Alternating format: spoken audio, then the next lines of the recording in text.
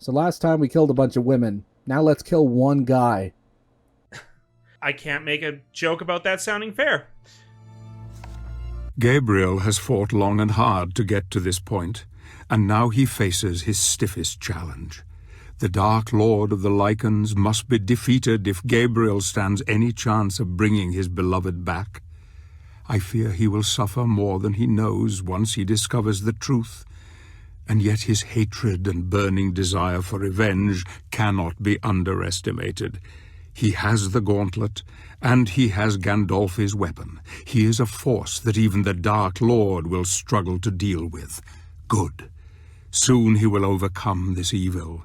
Soon the world will be free of the Lords of Shadow, and plans long dreamt of will come to fruition. Go, my friend, go and break this creature once and for all.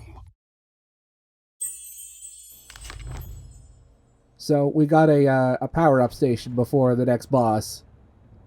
And this is going to be the return of a character which you may not be expecting. It's a new version of an old Castlevania character.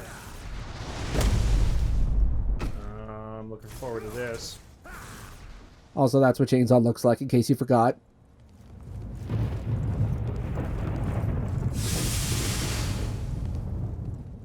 This is from a semi-obscure Castlevania game that came out in the late 90s. Although he's not exactly how you may remember him. Okay, so it's not a giant jumping imp man. Okay, alright.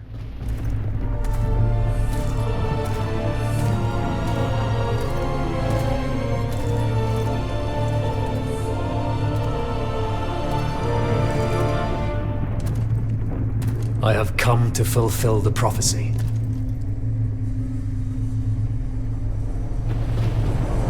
My acolytes were not lying. A warrior from the Brotherhood, here on Lycan soil. I wonder, warrior, if you know where you are and who I am. I am on desecrated land, and you and those of your clan do not deserve to live.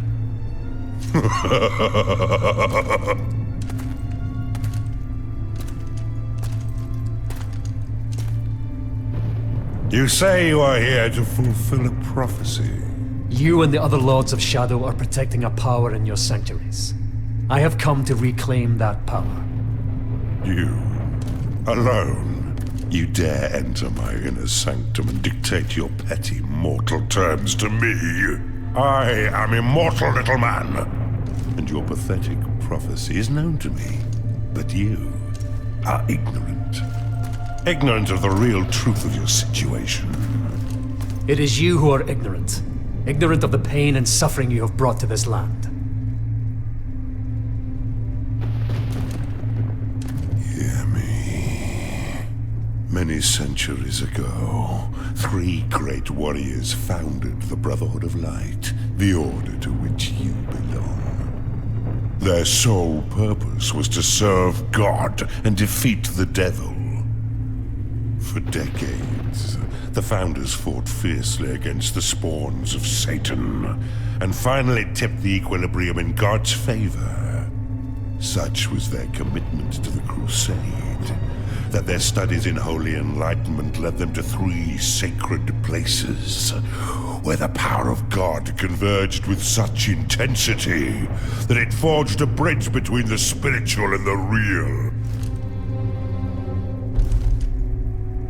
The founders used that power to purify themselves, abandoning their human forms and transforming them into spiritual beings whose power was second only to God's.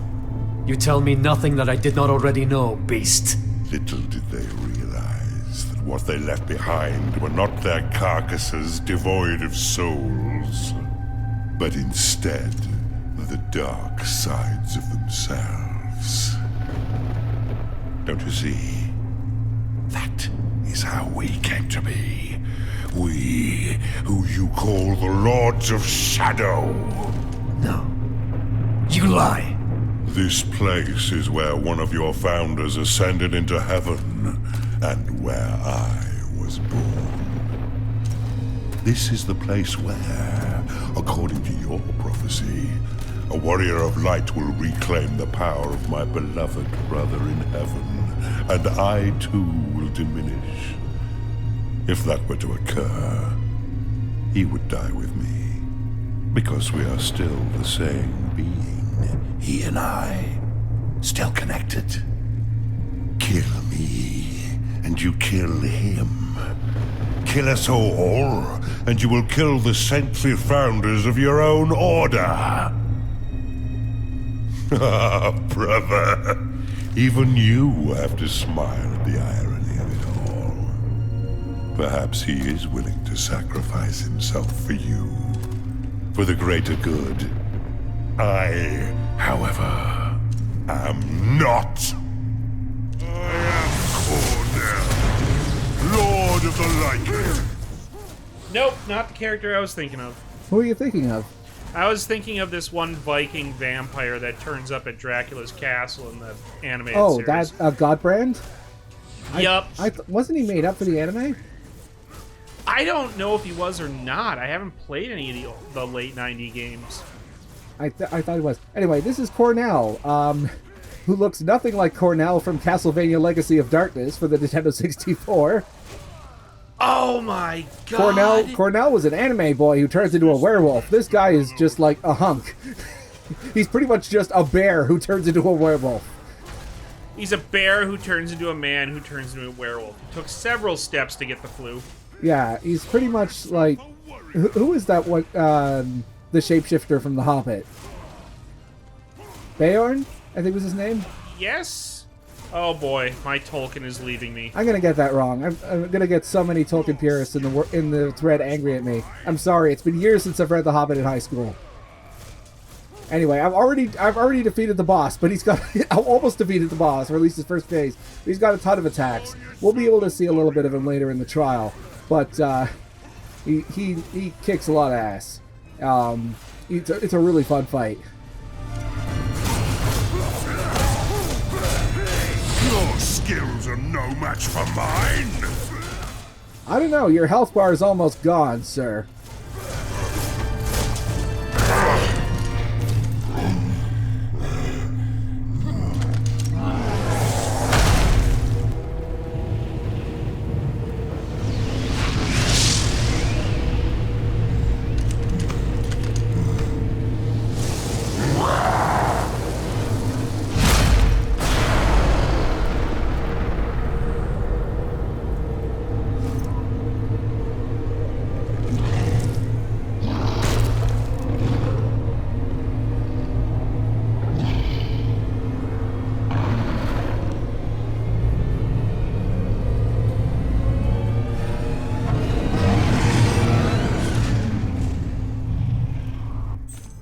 So, phase 2 of this fight is considerably harder, and I really like it.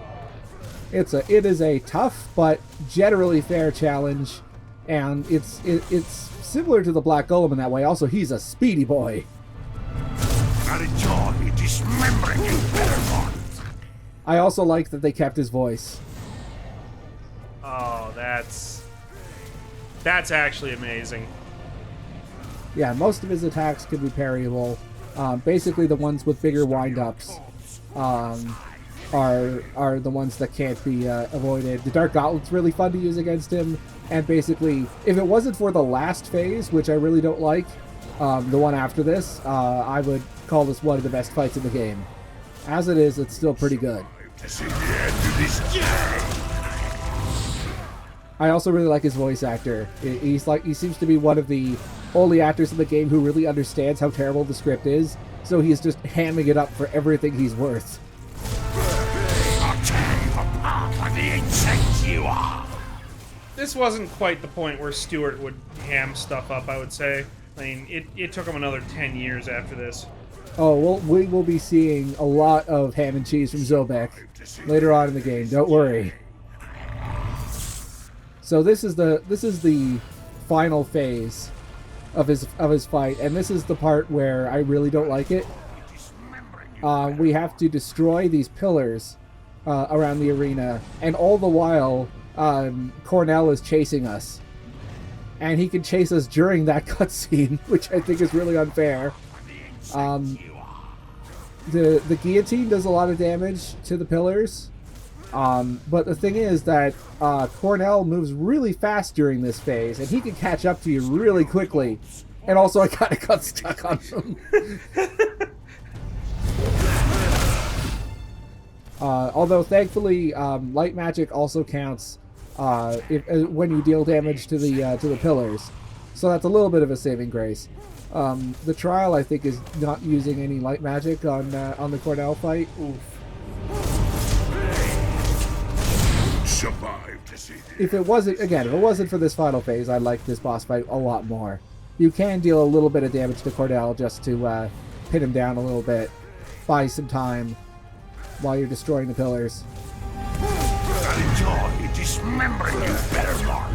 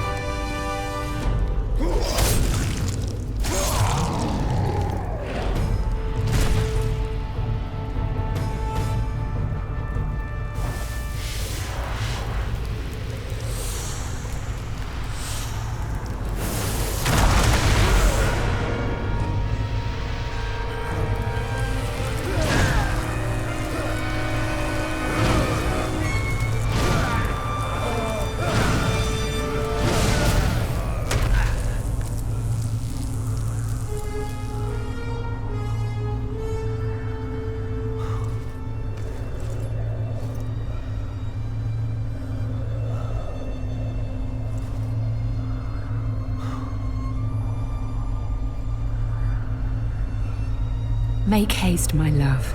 Reclaim the power before it is lost.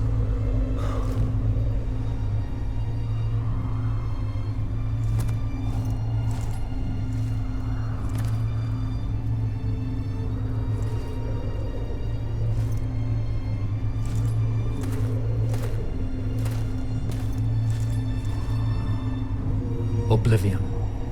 Sempiternum. Daemonis.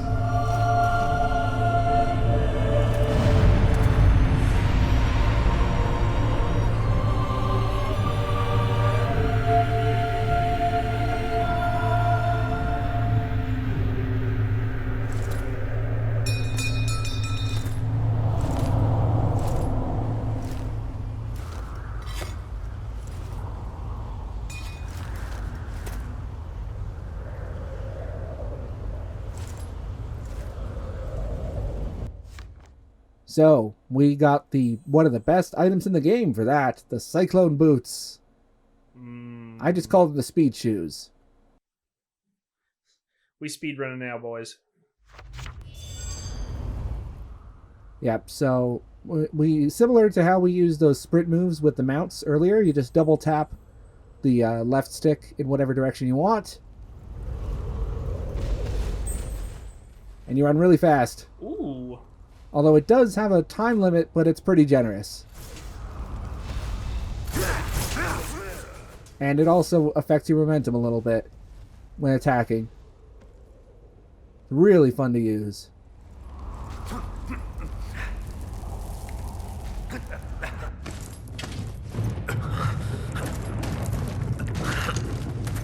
You have gained great power, but it is not enough.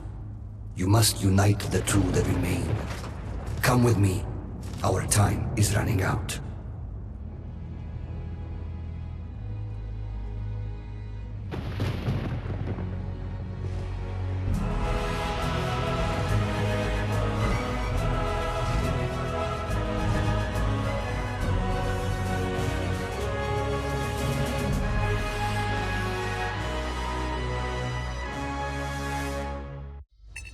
I'm just so happy we're writing the burn. Well, we could check that off the bucket list. We rode on a bird, an eagle. Ah, it's beautiful, man. Well, hopefully in chapter 4 we will kill less women.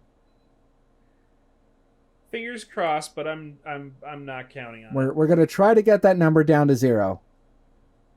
We're working on it. We're working on that day when Gabriel has 0 incidents.